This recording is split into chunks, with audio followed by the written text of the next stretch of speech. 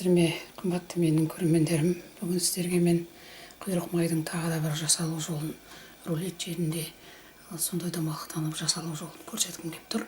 Бұрын менің арнамда бар, осылай дәл үш түрін, біреуін пияздың қабығына пісіргенім, екеуін аппақ қып, сосын мынау ағына жаңағыдай тәтті бұрышпен майлап, әдемілеп қойған видеом бар. Енді оны түрлендіріп жасаған жөн көріп тұрмын. Қараңыз, керемет болған, қараңыз, арасын қараңыз. Сәбізі де, мынау тауықтың еті де сондай керемет болып тұр.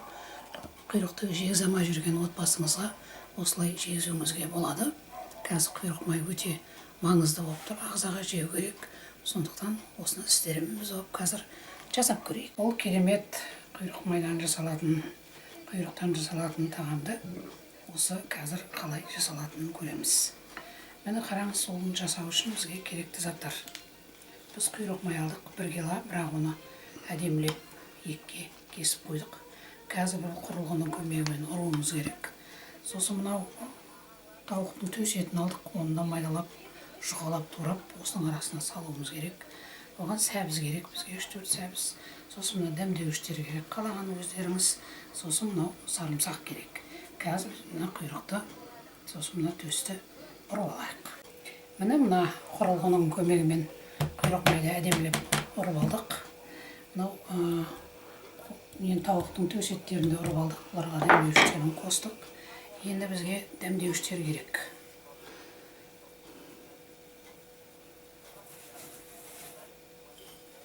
Құйрық майды жеу керек.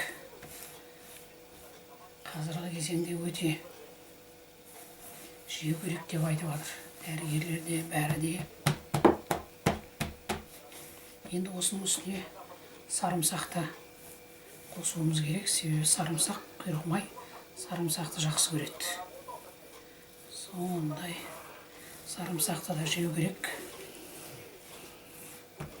Енді осының үстіне мынау тауықтың төс етін салуымыз керек.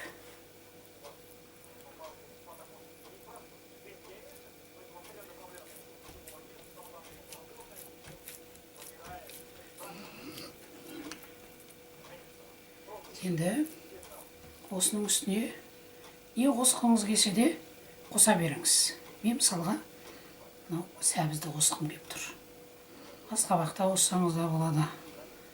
Қалағаныңыз, қияр да қосып атады. Тұз алған қияр.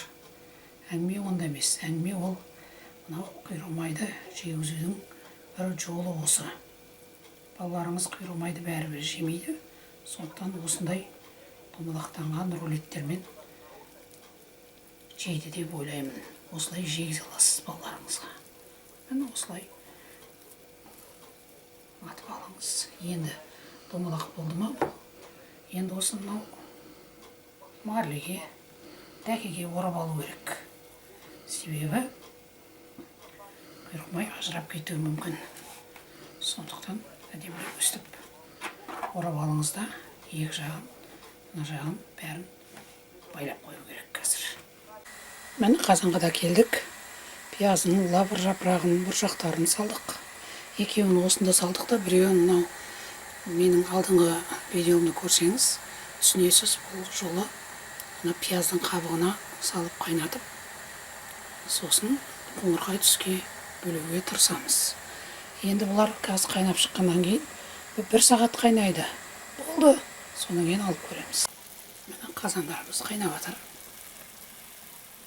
Батып тұрсын деп үстіне тарелка қойып қойдым. Енді 1 сағаттай күтемін. Міне 1 сағаттан көп қайнап пісіп шықты. Қараңыздар, үшеуі де соңында жақсы. Енді бұның суығанын күтемін. Міне мынау пияздың қабығына піскені, қоңырқай болып піскен. Мынау ақшыл кәдімгі өзінің түрімен піскені. Мынау да ақ күйінде піскені, бірақ бұны жаңағы қызылдың әдемі тәтті бұрышқа майлап қоюымыз керек. 3-4 сағат тұрды. Енді кесе беруге болады. Мені қазір кесіп көреміз. Бісміллә деп кесіп көреміз. Керемет болды.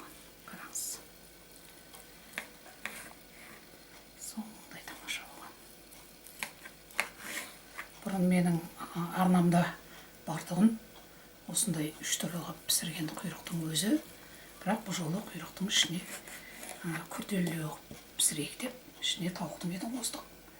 Сәбіз қостық, керемет болып шығады. Құйрық жегісі келмейтін балаларыңызға, үйдегілеріңізге осылай дайындасаңызлар болады. Егер менің бұрынғы видеоларымды көрермендерім өте ұнатты, оның қаралымы өте көп болды басқаларына қарағанда, сондықтан мен күрделі қылып пісірейін деп ойладым. Бұл өзімнің рецептім, өзімнің ойдан шыққан рецептім. Бұл да енді осы рецептер менің дайындаған осы құйрық майымның осы көрінісі, әдісі сіздерге ұнаса, лайк басып, комментарий жазыңыздар, ойларыңызды ортаға салыңыздар. Сіздердің ойларыңыз, комментарийларыңыз мен үшін өте маңызды. Инста парақшама да кіріп жүріңіздер. Астарыңыз дәмді болсын.